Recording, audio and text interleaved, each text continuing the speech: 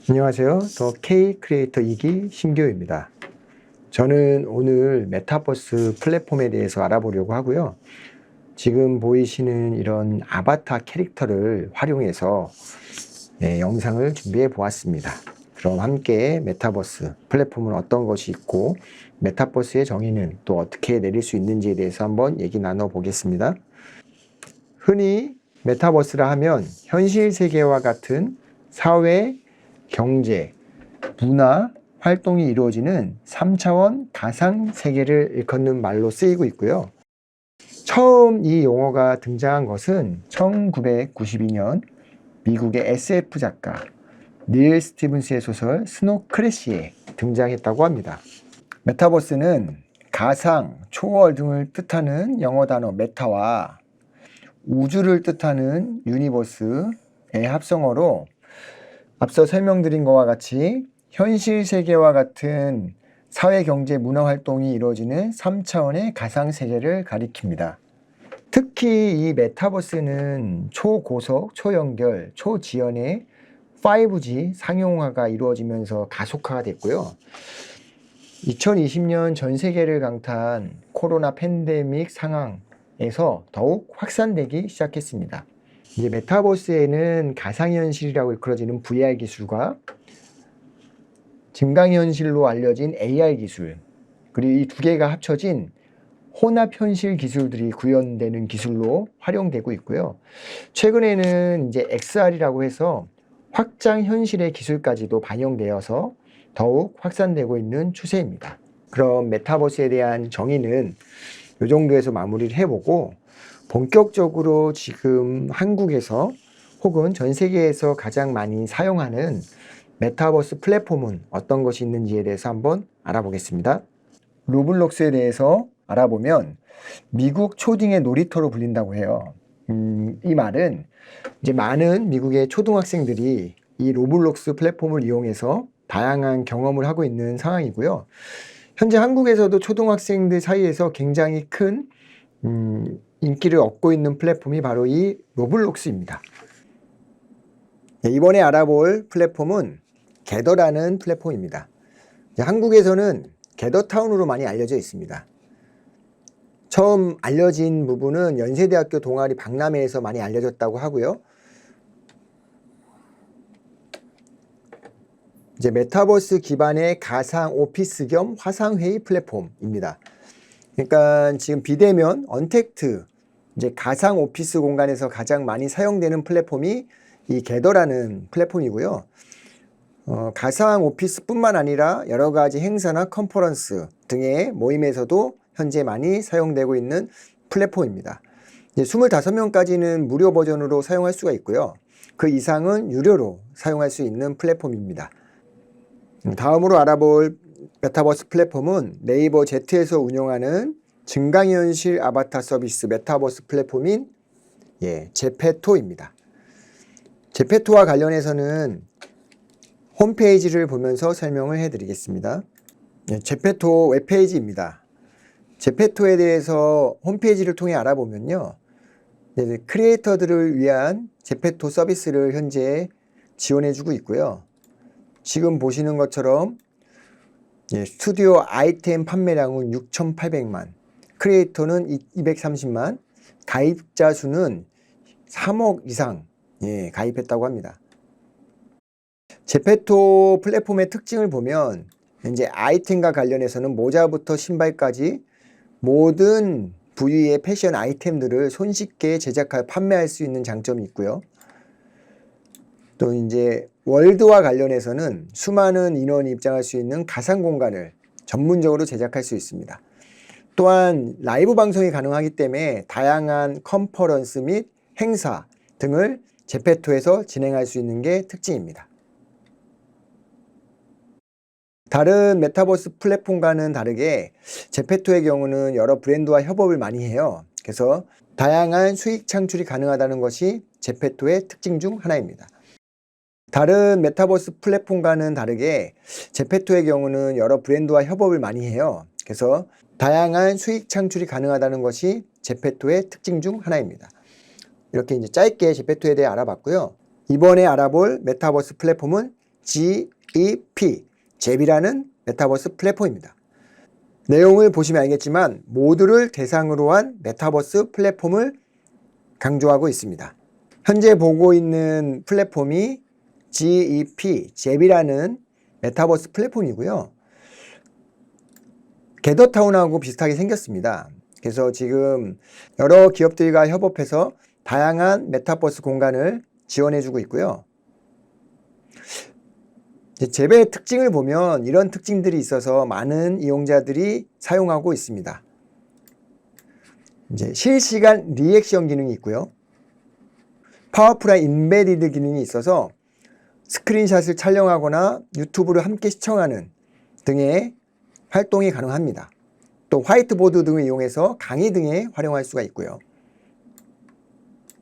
미니게임 기능이 있어서 다양한 게임들을 친구들과 진행할 수가 있습니다. 현재 잽은 게더타운과는 달리 무료로 지원이 되고 있고요. 500명 단위의 채널링으로 최대 100개의 채널, 즉 5만 명까지 동시에 모임을 진행할 수 있는 메타버스 플랫폼입니다. 이상으로 잽에 대해서 잠시 알아봤습니다. 이프렌드에 대해서 알아보겠습니다. 이프렌드는 SK텔레콤에서 출시한 메타버스 플랫폼이고요. 보시는 것처럼 개성 있는 아바타로 다양한 공간에서 소통하는 메타버스 소셜 커뮤니케이션 서비스를 지향하는 메타버스 플랫폼입니다.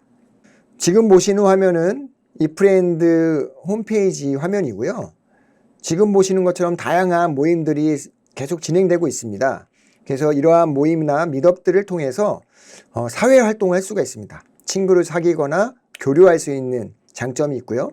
또 이프렌드의 경우는 마이룸이라 해서 나만의 부캐릭터를 직접 만들고 운영할 수 있는 게 장점입니다. 이제 이거를 이품이라고 하고요.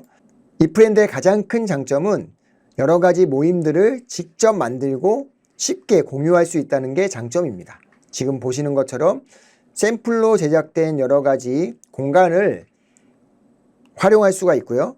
이러한 공간에서 다양한 행사나 미팅, 모임 등을 진행할 수 있는 점이 가장 큰 장점입니다. 보시는 것처럼 다양한 템플릿들이 만들어져 있어서 쉽게 클릭만 하면 그 공간에서 모임을 진행할 수 있습니다. 또한 PDF 파일이나 영상 파일들을 자유롭게 공유할 수 있는 게 특징입니다. 그래서 쉽게 이제 자료를 공유할 수 있기 때문에 다양한 강의나 특강 혹은 모임, OT, MT 등을 진행할 때 유용한 메타버스 플랫폼이 이프렌드입니다. 또 이렇게 여러 가지 아바타 캐릭터 혹은 이모티콘을 이용해서 다양한 감정을 표현할 수 있는 것 또한 장점입니다. 또 하나의 가장 큰 장점은 여러 가지 모임들이 이렇게 상시로 진행되고 있기 때문에 이러한 모임들을 통해서 사회 활동이 가능하다는 점이 가장 큰 장점 중에 하나입니다. 그래서 언제든 원하는 내용들을 찾아서 미트업에 참여하게 되고요. 그런 미트업을 통해서 여러 친구들이나 여러 사람들을 만날 수 있고 교류할 수 있다는 점이 이프렌드의 가장 큰 장점 중 하나입니다. 지금까지 로블록스, 게더타운, 그리고 제페토, 잽, 이프렌드 이렇게 5가지 메타버스 플랫폼에 대해서 알아봤습니다. 각각의 출시 연도는 다음과 같고요. 제작사의 경우는 보시는 바와 같이 로블록스 혹은 게더, 네이버젯, 네이버젯와 슈퍼캣, 그리고 이프렌드의 경우는 SK텔레콤입니다. 사용 플랫폼의 경우는 로블록스와 제페토, 잽 이렇게 세 종류의 메타버스 플랫폼은 모바일과 PC를 지원하고요. 아직까지 게더타운은 PC만 지원합니다. 그리고 이프렌드의 경우는 모바일만 지원을 하는데 추후에 PC 지원을 할 예정이라고 합니다. 사용 범위의 경우는 모든 플랫폼이 글로벌을 지향하고 있습니다. 그죠? 1회 수용자의 경우는 각각의 플랫폼이 모두 다르고요. 제페토는 16명까지 무료로 알고 있고요. 이프렌드는 131명까지 무료, 잽은 채널당 500명까지 무료입니다. 게더타운의 경우는 25명까지는 무료, 500명까지는 유료입니다. 이용자 수의 경우는 로블록스가 월간 이용자 수가 가장 많습니다. 그 다음으로는 이제 제페토가 많고요. 다음으로는 게더타운, 그리고 이프렌드, 그리고 잽 이런 순서로 이용자 수가 지금 되어 있고요.